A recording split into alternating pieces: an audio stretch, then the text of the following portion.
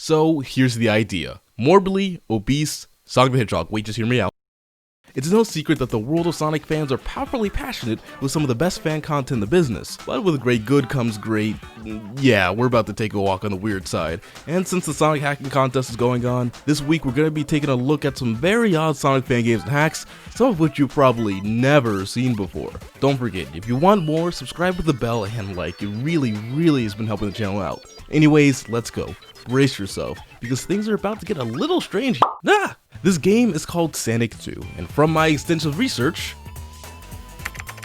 the first game doesn't exist. The game immediately starts off with a winners go fast into a Sonic 2 the game. Gotta say, this combo is a heavy mix-up, because when it comes to actually playing, I'm really fighting the game. So this game controls bad, like really bad. There's 10 controls, and then there's whatever the creator thought they made. There's barely any acceleration, but the top speed is off the charts. Like, actually. And that speed makes these already eye-bleeding stages burn even worse. But nothing, I mean nothing compares to the special stages. I didn't know I had to play Where's Waldo, but I'm Waldo and I have no idea where I am, please help. At the very least, there's some semblance of level design in the normal stages. Also, there are cacodemons and ponies here. I do not know why there are cacodemons and ponies here. Despite all that, this game can actually be pretty fun. Even though this is a simple FPS clone, the high speed and strafing with the varied level design makes it enjoyable, despite most of the levels being in a straight line. And this abomination of a water level, who did this? Why would you do this? Sonic Ball. For fans of Sonic and sphere-based locomotion, this is their big moment. Finally, a game for me! That's right, all the memes that were already tired in 2014 are back, and this time with around 15 characters. There's Sonic, Knuckles, Tails, Dr. Eggman. How did people find this funny? 2014 really was a wild time. But I'm sure you're asking, Aurum, what about the gameplay? Well, it's certainly well-rounded, I will not apologize. Sonic Ball is somehow really fun and addicting, even if there's barely any depth and only 6 levels. It's carried by some great level design, at least in Green Hill Zone. Not to mention, it looks really good. I can't say the same for the other levels, but I do know that the other stages weren't fixed, but man, these are rough. Especially Rainbow Road. I just hate it. I hate it. It can die. Slow is literally not an option at all. It's impossible to break at times, and I believe almost all the characters are exactly the same on handling, except for Supersonic, who's so incredibly busted that I wonder if who made him hates fun. Also, Cube. Overall, great game, but if you want something even stranger, I suggest... This is Sonic Suggests, the secret sequel to Sonic Forces. Why does it exist?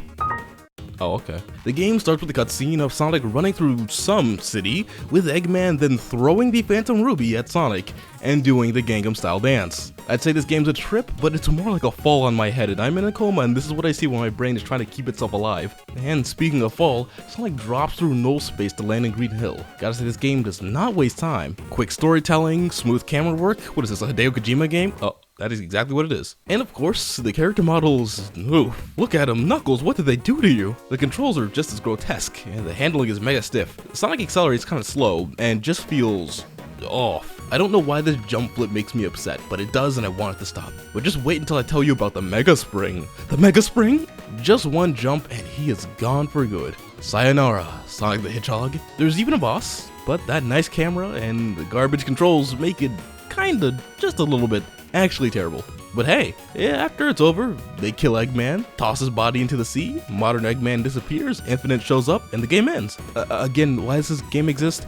True. Strangely enough, this game is actually pretty tame, at least compared to Sonic Dreams Collection. I could never talk about weird Sonic fan games and not at least mention this game. That's right, the game that's absolutely notorious for being the strangest, most surreal experience that you can get from not only a Sonic fan game, but just a game in general. The premise is basically that this is a 4-in-1 game, with each of these mini-games being 4 fictional games that were never finished by SEGA. Is this premise a red flag? Probably, but I'm somehow still interested. The first game is called Make My Sonic, which lets you create your own original Sonic character. Although honestly, there really isn't much you can do with this game. You can change the color and the size of his limbs, but that's really it. The first game is actually rather innocent, which will be exactly the last time I say anything like that about this collection. The second game, well, it's just a bunch of eggs. Like, that's really it. You feed Eggman worms, these egg dudes give you advice. Okay, so the third game is Sonic Movie Maker, in which you upgrade from making a Sonic character to a Sonic movie. Can you tell I'm sick of saying Sonic? Please, I just want out of this blue purgatory. You basically run around with a camera, filming each scene, in which these scenes get increasingly stranger and more graphic. It's a trip and a half.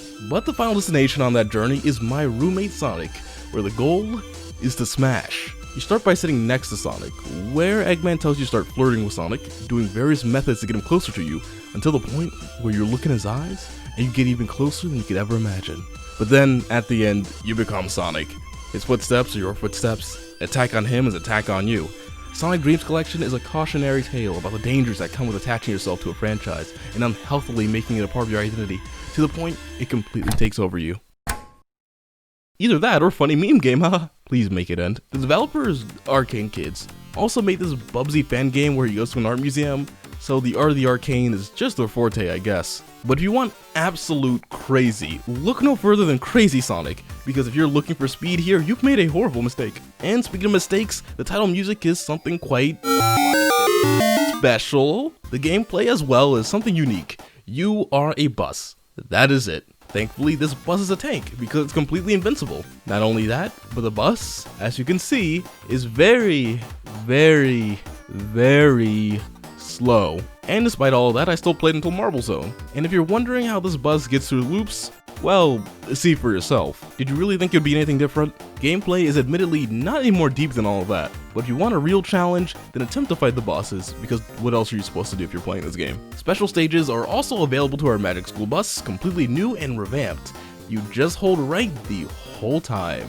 But you do get the Chaos Tires. You can actually play these stages right from the title screen, where you can select from one of many buses, with each having their own stats like horsepower and top speed, and none of this actually matters at all. They're all so slow. Despite everything though, this is a one-of-a-kind mod, with so much work put into it, just to make people suffer. Would you like to know what pain looks like because it has a name and it's Sonic Leet? Imagine if you literally decided to create the worst hack that you could, and it somehow ends up more aggravating than Crazy Sonic. That means you did a good job, not gonna lie. This hack features pallets that I presume were grown in the soils of the aftermath of the Chernobyl disaster, with whatever toxic sludge slithered into the author's mind as they increased the saturation on any and all things that could be perceived as a color. Oh, and not to mention, remember walls? Because with this hack, walls are literally a suggestion. And don't think about actually trying to finish Green Hill Zone Act 1. There's nowhere to even stand past the signpost, unless you realize you could land past the screen. Someone really decided to put in the effort to make the lowest effort hack possible. If you take it that way, bravo. I hate you, but bravo. From what I played, not too many levels were scrambled around, but as a joke hack, it deserves the honorary award of Worst Hack Submitted, Wops Even Submitted trophy. But is it really that bad compared to this? It's never should I with these hacks, it's always could I, and there's no better representation of that morbid philosophy than Sonic 2 XL. In this hack, the concept is actually pretty simple. Rings are, well, onion rings. When Sonic eats 5 rings, he gets larger by 1 level, up to level 6, where he can no longer roll or even move properly, and just dies after a few seconds. It's actually kinda messed up. Sonic 2's level design loves giving you rings. Fatness ensues.